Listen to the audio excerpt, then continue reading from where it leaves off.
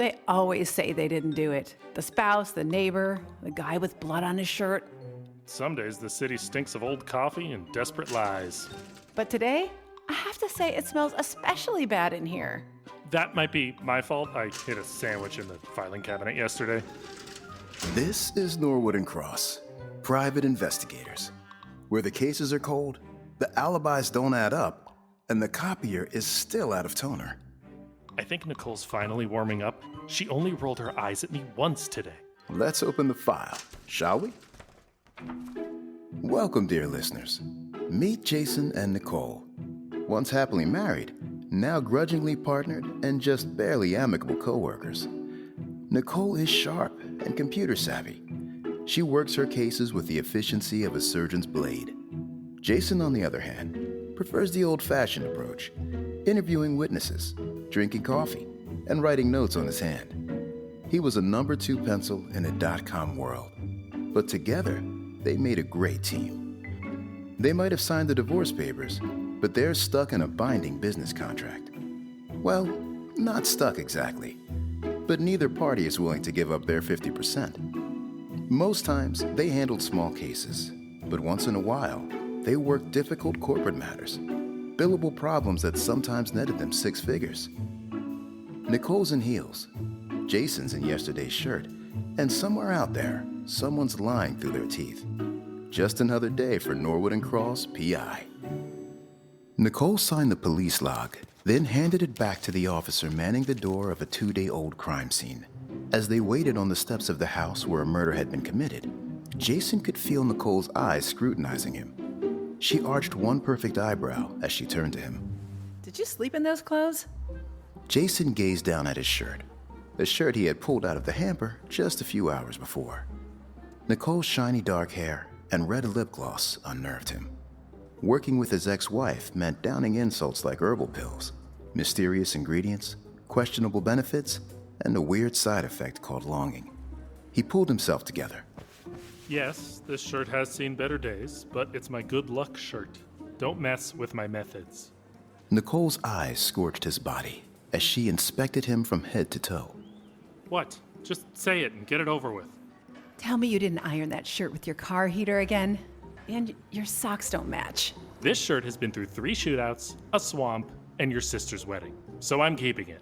And I have a pair of socks exactly like these in my drawer at home.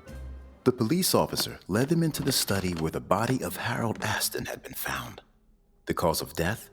A bullet to the back of the head. The room was his workspace and held typical office equipment, a copy machine, a laptop computer, and several file cabinets.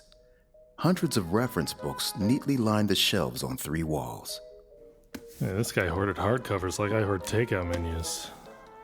Let's see what we have here in the police file. Okay, is this right? Our victim wrote the puzzles for the yearly XX chewing gum crossword contest?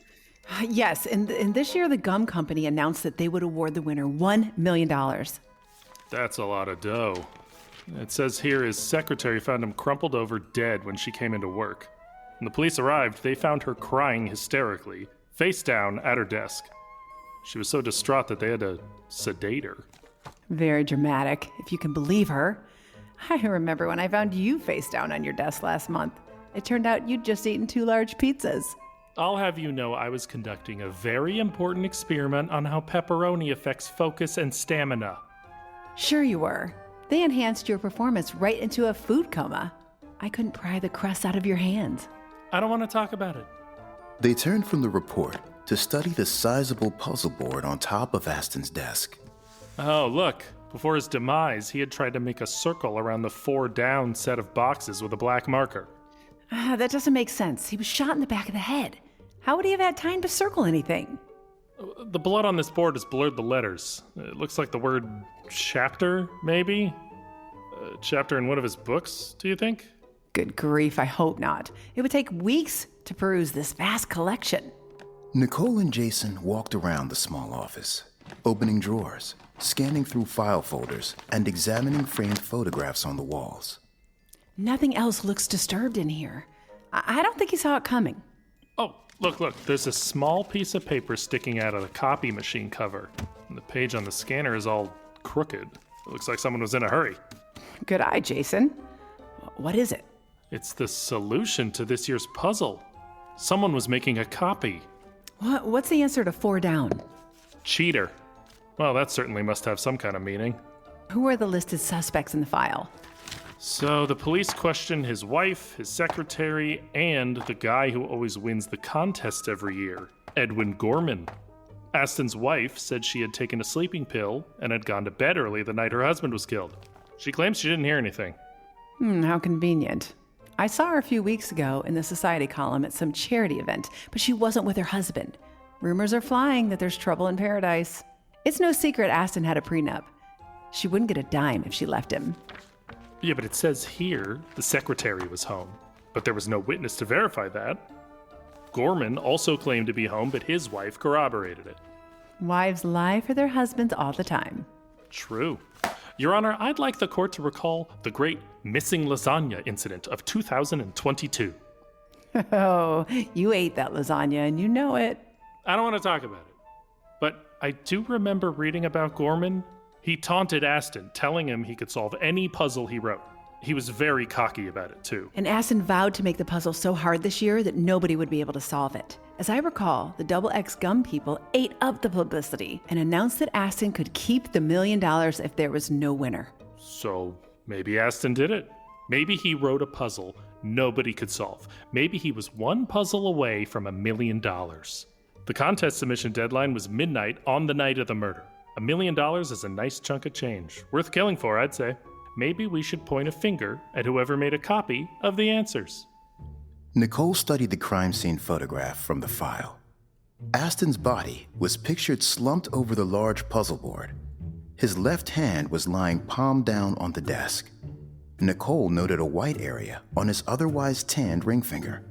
A black marker was sticking out at an odd angle from his right hand. I think that your photocopy angle is a red herring. He took his wedding ring off. Big deal, so did I. When it's over, it's over. Look at the complicated puzzle board. All of the answers are neatly printed in blue ink. In fact, there are no other pens on his desk except blue ones. Do you really think he'd have a heavy marker anywhere near it? Is this the part where you dramatically point a finger and I act surprised? The ring's gone, the marker's a lie, and the killer's about to learn I don't miss a single clue. How did Nicole solve the case? Solution. Certain her husband was about to claim the $1 million prize and about to leave her penniless, Mrs. Aston killed him. To frame Edwin Gorman, she planted a completed answer sheet in the copier, circled cheater on the puzzle board, a word she wanted the police to see, and placed the marker in her dead husband's hand. At Nicole's request, the police questioned the wife again that afternoon. Mrs. Aston told the police she didn't mean to kill him, just scare him, which doesn't explain the answer sheet in the copier, the circled word cheater, and the part where he stopped breathing. Let's just say Mrs. Aston didn't appreciate being interrupted during her victory lap by a pair of handcuffs and 2 very polite detectives. Honestly, if murderers were smarter, we'd be out of a job. And if you think this case was fun, just wait. More whodunit mysteries, mayhem, and marital tension are on the way. Be sure to hit the subscribe button so you won't miss a single clue.